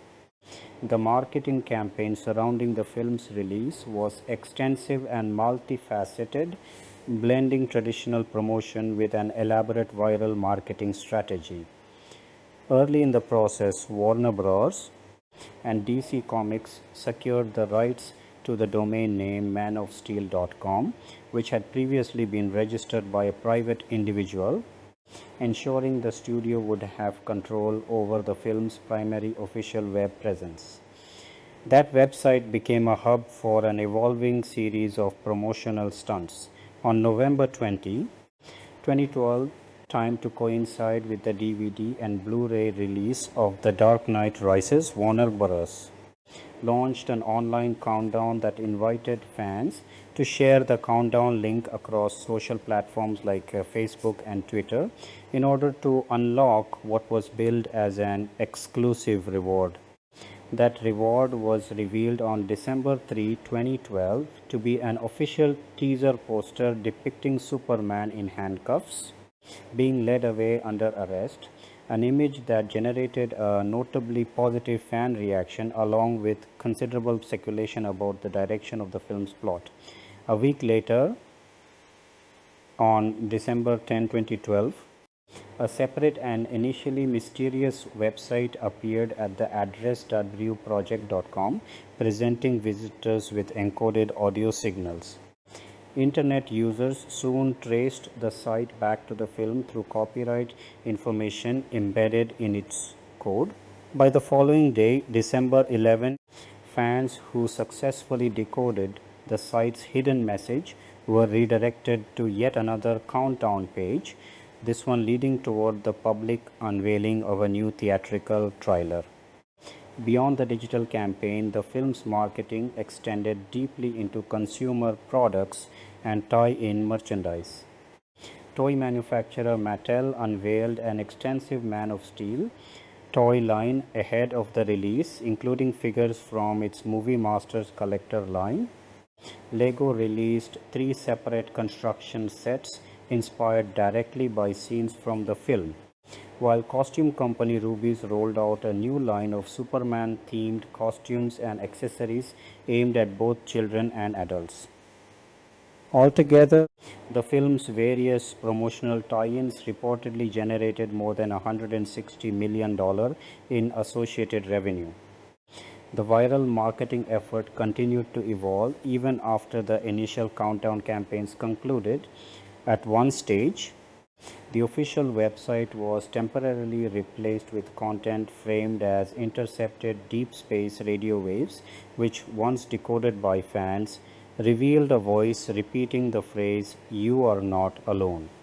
The site subsequently cycled through a series of updated static images that gradually assembled into the emblem associated with the film's villain, General Zod, before eventually transforming into an in-character message attributed to Zod himself, demanding that Earth surrender Kal-El into his custody within 24 hours or face unspecified consequences.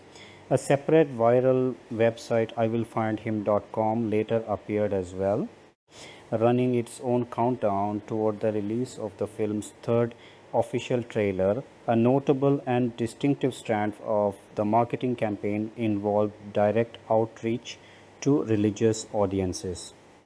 Warner Brothers enlisted Grace Hill Media, a marketing firm specializing in outreach to Christian audiences, to help highlight the film's religious undertones to faith-based demographic groups, an approach the studio had previously used successfully with other releases, including The Blind Side, The Notebook, The Book of Eli, and the Harry Potter series. As part of this effort, the studio produced special trailers emphasizing the film's spiritual and religious dimensions and commissioned Professor Craig Detwiller of Pepperdine University to write a sermon outline for pastors explicitly titled to frame Superman as an original template for the modern superhero drawing on Christian symbolism. This targeted approach did not go unnoticed by critics. Writing in the Washington Post, Paul Asay observed that the film's religious themes, touching on ideas of free will, sacrifice, and divine purpose, were pervasive enough that the marketing had been explicit in courting Christian audiences directly. The religious framing echoed broader critical commentary about the film's thematic content once it reached audiences. A number of reviewers read Man of Steel as an extended religious allegory, a reading reinforced by a companion website Warner Brothers established, featuring a short pamphlet titled Jesus the Original Superhero. Writer Justin Craig drew a direct line between Kal-El's arc and the Passion of Christ, pointing to Superman's willingness to sacrifice himself for humanity, despite his initial reluctance to reveal his powers publicly and his eventual decision to surrender himself to Zod in order to protect the planet. Craig also identified an allegorical echo of the Christian Trinity within the story, describing how Jor-El returns to guide his son from beyond death in ghost-like holographic form, and noting a moment where Jor-El tells his wife their son will effectively become a god to the people of Earth. Asay separately pointed to a specific visual composition late in the film in which Superman floats in space with his arms spread wide, evoking crucifixion imagery, an observation Craig also made in his own review. Commentators further noted that the film's version of the character is explicitly said to be 33 years old, the age traditionally associated with Christ at the time of his death, and that the story includes a scene of Clark seeking counsel inside a church. Not every allegorical reading of the film centered on religion. Writing for the Huffington Post, Colin Leotta drew a comparison between General Zod and Adolf Hitler, arguing that Zod's vision of a genetically pure Krypton to be rebuilt using the Kryptonian genetic codex closely paralleled the ideology behind Nazi eugenics programs. Separately, a sequence depicting a young Clark Kent overwhelmed by his emerging sensory abilities in a school setting, leading him to retreat and hide in a supply closet until his mother arrives to calm him, prompted ongoing discussion among viewers and commentators about whether the moment was intended, consciously or not, to evoke the sensory and social difficulties associated with autism. Home media Man of Steel arrived on home video on November 12, 2013, several months after its theatrical run concluded. Warner Bros. Released the film across several different physical configurations to suit different audiences and price points. A single disc DVD edition containing only the feature film, a 2-disc DVD edition that added a selection of bonus features, and corresponding Blu-ray and Blu-ray 3D combo packs. British audiences had to wait slightly longer for their own home release, with the film reaching UK shelves on December 2, 2013. The home video release proved to be a substantial commercial success in its own right. According to sales data compiled as of January 2019, the film had sold more than 2.3 million DVD units and an estimated 3.3 million Blu-ray discs, generating roughly $44.4 million in DVD revenue and $76.2 million in Blu-ray revenue, for combined home video sales of approximately 120.7 million enter. Years later, as ultra-high definition formats became standard, Warner Bros. Issued a further home video edition of the film in 4K Ultra HD Blu-ray on July 19, 2016, allowing the film's effects heavy visuals to be experienced in significantly higher resolution than the original Blu-ray release had offered. Taken together with its earlier disc sales, the film's ongoing performance on home Video underscored a pattern that would recur throughout its commercial life, even as critical opinion of the film stayed divided. Audiences continued to seek it out well after its theatrical run had ended, whether revisiting it on new formats or discovering it for the first time away from the noise of its initial release. Reception box office Man of Steel proved to be a substantial commercial success on a global scale, ultimately grossing $670. 1 million worldwide against a reported production budget in the range of $225 to $258 million. Of that total, $291 million came from box office receipts in the United States and Canada, with the remaining 379.1 million generated across international markets. That worldwide total made Man of Steel the highest grossing solo Superman film in the character's screen history and the second highest grossing Superman film of any kind once figures are adjusted for inflation. It also ranked as the second highest grossing film reboot of all time at the point of its release, trailing only 2012's The Amazing Spider-Man. When factoring in the full scope of the production's costs and revenues, Deadline Hollywood calculated the film's net profit at approximately $42.7 million, a figure that placed it as the ninth most profitable theatrical release of 2013, a more modest ranking than its raw box office total might suggest, reflecting the film's substantial budget and marketing spend. Domestically, the film's opening was record-setting in several respects. Man of Steel generated $128, $7 million during its opening weekend in North America, a figure that included $17, $5 million from IMAX theaters alone, and represented the biggest opening weekend ever recorded for a standalone Superman film up to that point.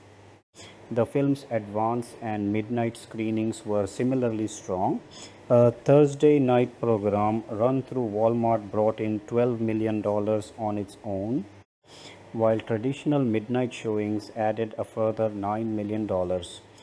Combined, these numbers represented Warner Bros.' third highest advance night or midnight opening of all time, and the single biggest midnight or advance night debut ever recorded for a film that was not a sequel.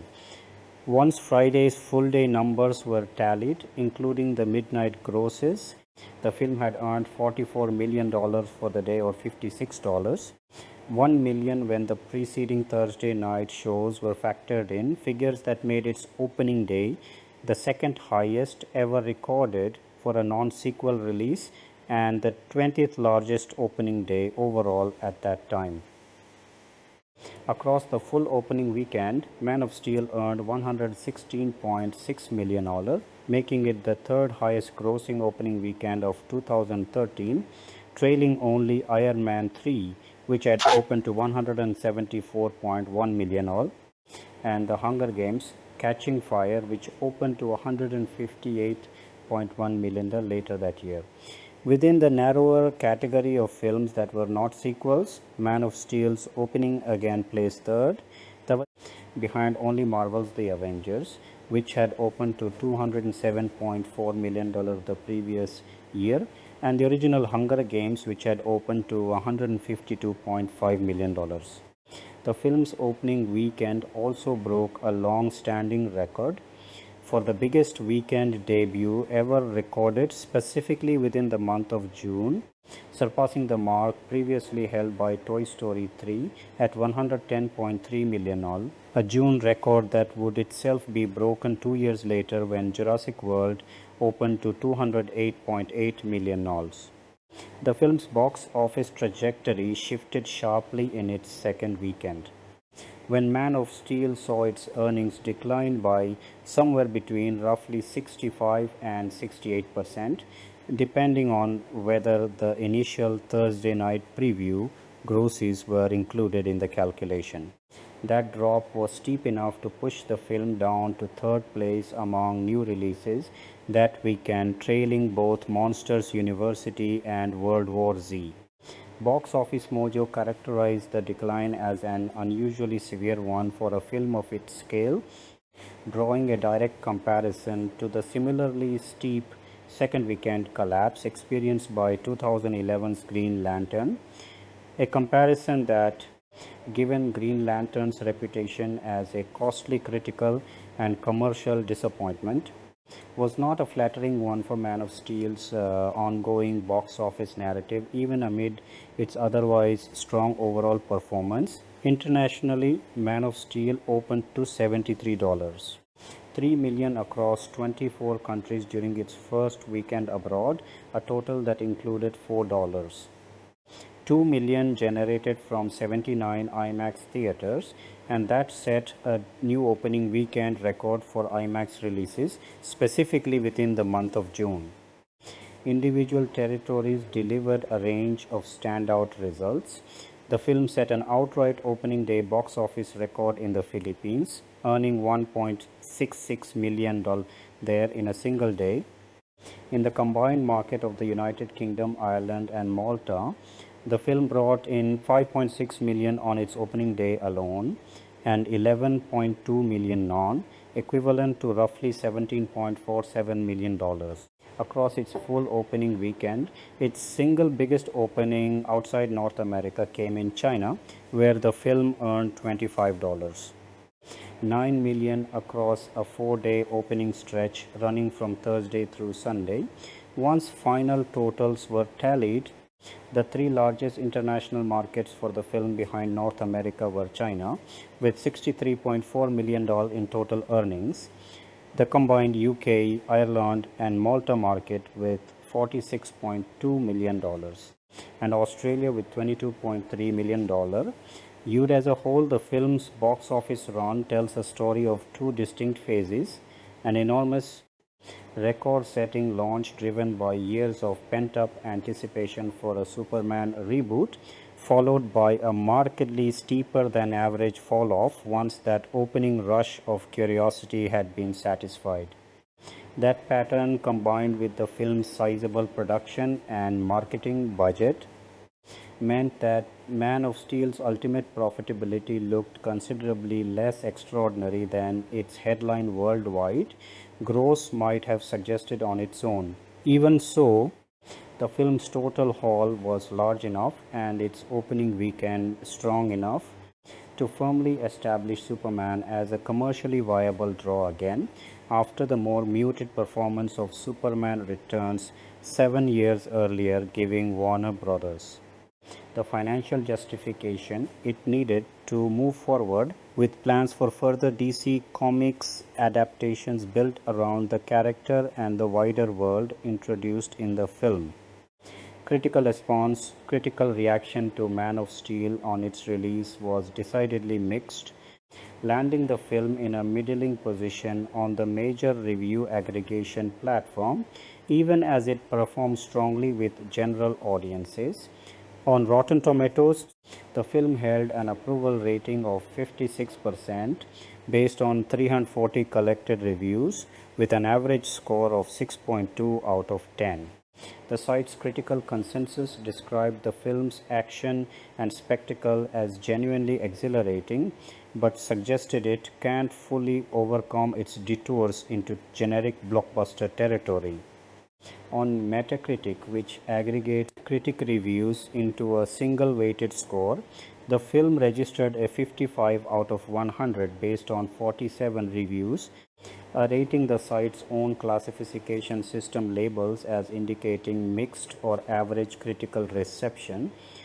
Audience reaction, in notable contrast to the critical response, skewed considerably more positive polling data gathered by CinemaScore from opening weekend North American audiences, produced an average grade of A- on the service's A+ to F scale, with audience members under the age of 18 and over the age of 50 rating the film even more highly at a full A grade among the film's harsher critics. Richard Roper of the Chicago Sun-Times argued that the film failed to break meaningful new ground with the Superman mythology, describing an experience weighed down by thinly developed characters and elaborate action sequences that, despite their scale, didn't offer anything genuinely new in terms of special effects craft. Ty Burr of the Boston Globe felt the film was missing an essential sense of buoyancy, writing that what the story lacked was any real lightness or sense of pop culture joy. Anne Hornaday of the Washington Post was among the film's most pointed detractors, criticizing Hans Zimmer's score as overproduced and describing her overall experience watching the film in strikingly negative terms. Lisa Kennedy of the Denver Post located the film's central weakness in its pacing and structure, arguing that the film's storytelling and direction lacked balance, swinging unevenly between overblown spectacle and moments of heavy handed sentimentality. Other critics were considerably more enthusiastic.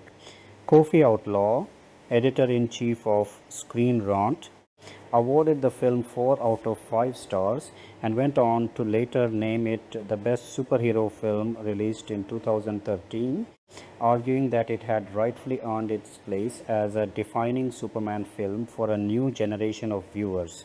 Jim Vejvoda of IGN was similarly effusive, scoring the film a 9 out of 10 and singling out both its action sequences and the performances of Kevin Costner, Russell Crowe, and Michael Shannon for particular praise. Several reviewers also highlighted Anche Traver's performance as the Kryptonian villain Yule, especially in the film's extended battle sequence set in Smallville, as an unexpected highlight among the supporting cast. Peter Travers of Rolling Stone gave the film 3 out of 4 stars, describing it as caught between action and angst and acknowledging a bumpy overall viewing experience, while still concluding that there was no way to remain blind to the film's genuine sense of wonder. Todd McCarthy of The Hollywood Reporter questioned whether rebooting the Superman franchise yet again had truly been necessary, but ultimately credited the film's confidence and Snyder's meticulous attention to detail with making the decision easier for audiences to accept. Writing for Pop Matters, critic J.C. Macheketri offered a more layered assessment, suggesting that the character's path in the film diverges in places from what longtime fans might expect, and acknowledging that some of its choices would likely prove divisive among devoted readers of the comics, while ultimately arguing that the hero depicted by the film's end remains recognizably true to the character originally created by Jerry Siegel and Joe Shuster, if rendered with a somewhat greater emphasis on his flaws. Steve Purcell of the Tampa Bay Times framed the film as something more ambitious than typical modern blockbuster escapism, describing it as an artistic reintroduction to a hero audiences only thought they fully understood. Time magazine's Richard Collis offered a more analytical take, arguing that the film found its truest emotional footing not in displays of Kal-El's extraordinary powers but in dramatizing Clark Kent's more turbulent human side, memorably summarizing that while the super half of the film was merely fine, the man half was genuinely super. On Roger Ebert's review website, critic Matt Zoller-Seitz awarded the film 3 out of 4 stars, calling it an astonishing piece of filmmaking and praising the central conflict between Clark and Zod, while still noting his disappointment that the film didn't make more room for smaller, more intimate moments between Clark and Lois. A recurring thread running through both the positive and negative reviews centered on the sheer scale of destruction depicted during the film's climactic battles in Smallville and Metropolis, where some critics found the extended city leveling combat between Superman and Zod's forces to be a thrilling showcase for the character's power rarely attempted so literally on screen before others felt the sequences ran on well past the point of dramatic usefulness, arguing that the sustained spectacle of collapsing buildings ultimately worked against the more intimate, character driven material that had defined the film's opening hours. Looking back on the film several months after release, Empire magazine's readers ranked Man of Steel 286th on the publication's list of the 301 greatest films ever made, a notable, if modest, showing for a recent blockbuster on a list otherwise dominated by decades of cinema history. The disconnect between critical reception and other measures of the film's popularity did not go unremarked upon within the industry itself. Speaking to the Fox Business Channel, Greer Drake, a senior editor at Rotten Tomatoes, expressed genuine surprise at how the film had been received by critics collectively, noting her own affection and respect for her colleagues' opinions, while making clear she personally felt the reaction had been too harsh for a film she considered, while imperfect, ultimately a good one. Reaction from within the comic book industry itself was similarly divided. Writers and artists who responded favorably to the film included Jeff Parker, Heidi MacDonald, Ethan Van Sciver, Christos Gage, and longtime Superman comics writer Dan Jurgens.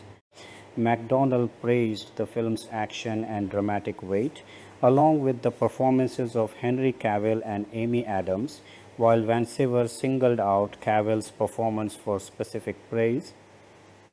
Gage went further still, calling the film the best Superman movie made since 1980's Superman 2. On the other side of the divide, detractors included Joe Keating, Sean McKeever, artist Gabriel Hardman, and writer Mark Waid. Hardman said he appreciated much of the film's mechanical craft, but never connected emotionally with its characters, which he felt drained the story of real tension. Wade, who had written the acclaimed Superman origin story Superman Birthright, was particularly critical of what he described as the film's overall joyless tone and objected strongly to the decision to have Superman kill Zod, a criticism that a number of other comic book creators would go on to echo in their own assessments of the film. Grant Morrison, the writer behind the celebrated All-Star Superman series, offered a genuinely mixed verdict, describing a reaction split between liking and disliking the film in roughly equal measure. Morrison expressed a preference for a story structured more like a second act, centered on Lex Luthor rather than another retelling of Superman's origin covering ground Morrison already knew intimately, and like Wade, raised pointed questions about the choice to have a superhero resort day. To Killing, artist Neil Adams voiced a similar objection, suggesting Superman had other options available to him when Zod threatened civilians with his heat vision covering the villain's eyes, for instance, and further criticizing the decision to let the climactic battle continue to unfold within Metropolis itself, rather than moving the fight elsewhere, as the character had done at the conclusion of Superman 2. Not every reaction from the comics community was critical.